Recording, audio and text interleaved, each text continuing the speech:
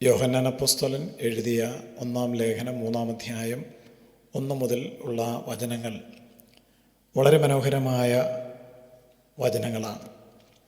കാൺമീൻ നാം ദൈവമക്കൾ എന്ന് വിളിക്കപ്പെടുവാൻ പിതാവ് നമുക്ക് എത്ര വലിയ സ്നേഹം നൽകിയിരിക്കുന്നു എന്നാണ് ആ വചനം പറഞ്ഞു തുടങ്ങുന്നത്.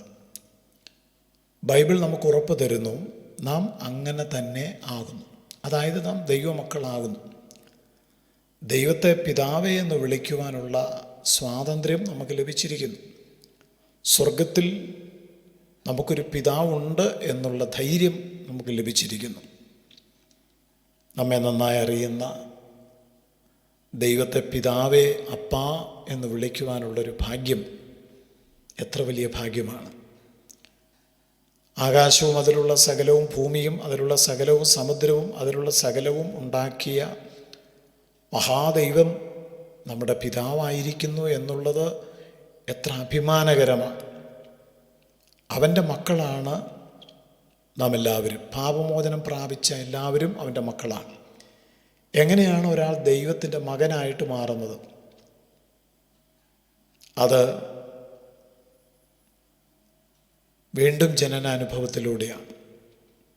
വീണ്ടും ജനനം എന്ന അനുഭവം ആണ് നമ്മെ ദൈവത്തിൻ്റെ മക്കളാക്കി മാറ്റുന്നത്. ഈ ഭൂമിയിലേക്ക് നാം പിറന്നു വീണത് മാതാപിതാക്കന്മാർ നമുക്ക് ജന്മം തന്നതുകൊണ്ടാണ്. ഇതുപോലെ തന്നെ ദൈവവചനത്താൽ, കെടുന്ന ബീജത്താലല്ല, കെടാത്ത നിലനിൽക്കുന്ന ദൈവവചനത്താൽ നാം വീണ്ടും ജനിക്കണം എന്നാണ് വചനം നമ്മോട് ആവശ്യപ്പെടുന്നത്. അങ്ങനെ വീണ്ടും ജനിച്ചവരാണ് ദൈവത്തിൻ്റെ മക്കൾ. ദൈവമക്കളാണ് നാം എന്നുള്ളതിൻ്റെ അടയാളം എന്താണ്? ആളുകൾ എന്തുകൊണ്ടാണ് ഞാനൊരു ദൈവപൈതലാണ് എന്ന് തിരിച്ചറിയാത്തത്? അതിൻ്റെ ഉത്തരമാണ് യോഹന്നാൻ അപ്പോസ്തലൻ നൽകുന്നത്. ലോകം യേശുവിനെ അറിഞ്ഞിട്ടില്ലാത്തത് കൊണ്ട് നമ്മയും അറിയുന്നില്ല.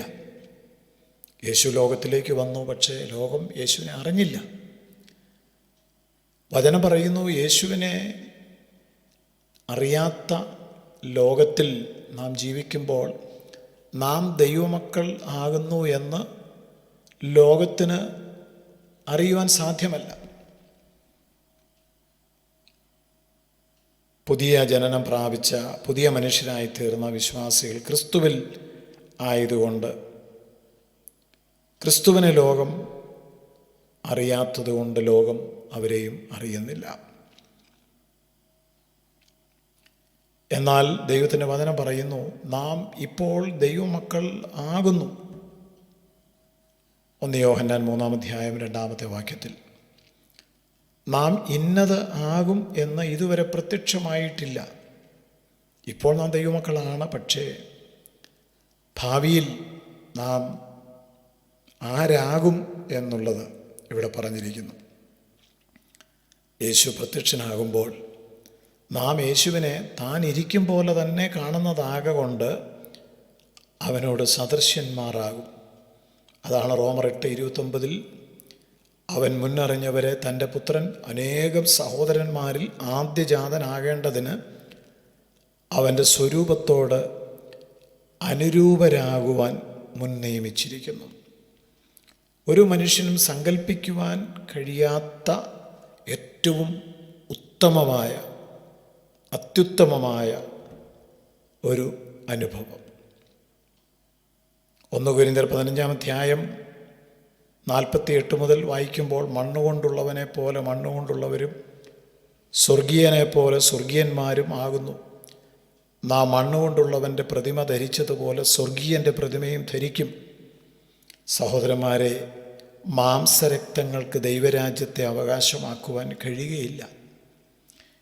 ഈ ഭൂമിയിൽ ജനിച്ച ഒരു മനുഷ്യനും ഈ ശരീരത്തോടെ സ്വർഗരാജ്യത്തിൽ എത്തുവാൻ, അവകാശപ്പെടുത്തുവാൻ കഴിയുകയില്ല.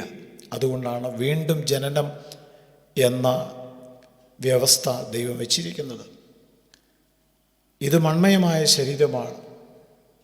ഈ ശരീരം, ഈ മാംസരക്തങ്ങൾക്ക് ദൈവരാജ്യം അവകാശമാക്കുവാൻ പറ്റുകയില്ല. അതുകൊണ്ടാണ് ദൈവത്തിൻ്റെ വചനം വളരെ വ്യക്തമായിട്ട് പറയുന്നത്, അവൻ പ്രത്യക്ഷനാകുമ്പോൾ നാം അവനെ താൻ ഇരിക്കും പോലെ കാണുന്നതായതുകൊണ്ട് അവനോട് സദൃശ്യന്മാരാകുമെന്ന് നാം അറിയുന്നു. അതായത് താഴ്ചയുള്ള നമ്മുടെ ശരീരം മഹത്വമുള്ള ഒരു ശരീരമായി രൂപാന്തരപ്പെടുവാൻ പോകുന്നു. ഇപ്പോൾ നാം ദൈവമക്കളാകുന്നു എന്നുള്ളത് നമ്മെ സംബന്ധിച്ച് ഏറ്റവും അനുഗ്രഹമായ ഒരവസ്ഥ തന്നെയാണ്. അതുകൊണ്ട് ഇന്നത്തെ വചനം നമ്മെ ധൈര്യപ്പെടുത്തുന്ന വചനമാകട്ടെ. നാം ദൈവമക്കൾ ആകുന്നു. അതിന് ദൈവം നമുക്ക് നൽകിയത് സ്നേഹമാണ്. ദൈവം തൻ്റെ സ്നേഹത്താലാണ് നമ്മെ അവൻ്റെ മക്കളാക്കി മാറ്റിയത്. നാം അങ്ങനെ തന്നെയാകുന്നു.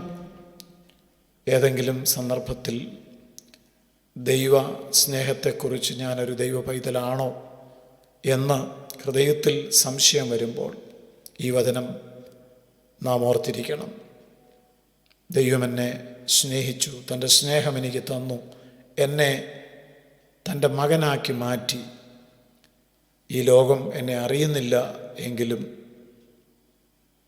ഞാൻ യേശു പ്രത്യക്ഷപ്പെടുമ്പോൾ യേശുവിനെ പോലെ ആകും എന്നുള്ള അറിവ് അത് നമ്മെ ഭരിക്കട്ടെ. കർത്താവായ ദൈവമേ, ദൈവമക്കളാകുവാൻ കഴിയാതെ പലരും ഈ ലോകത്തിൽ ജീവിക്കുമ്പോൾ അവർക്കാർക്കും ദൈവരാജ്യം അവകാശമാക്കുവാൻ കഴിയില്ല എന്ന് വചനം പറയുമ്പോൾ, മാംസരക്തങ്ങൾക്ക് ദൈവരാജ്യം അവകാശമാക്കുവാൻ കഴിയാത്തതുകൊണ്ട് വീണ്ടും ജനിച്ച് ദൈവപൈതലായി സ്വർഗരാജ്യം അവകാശമാക്കുവാൻ എല്ലാവരെയും സഹായിക്കണം. യേശുക്രിസ്തുവിൻ നാമത്തിൽ ആമേൻ.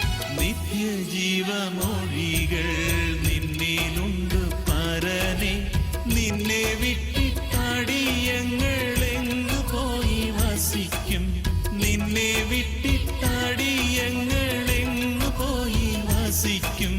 നീയല്ലോ ഞങ്ങൾക്കുള്ള ദിവ്യ സമ്പത്തേശു.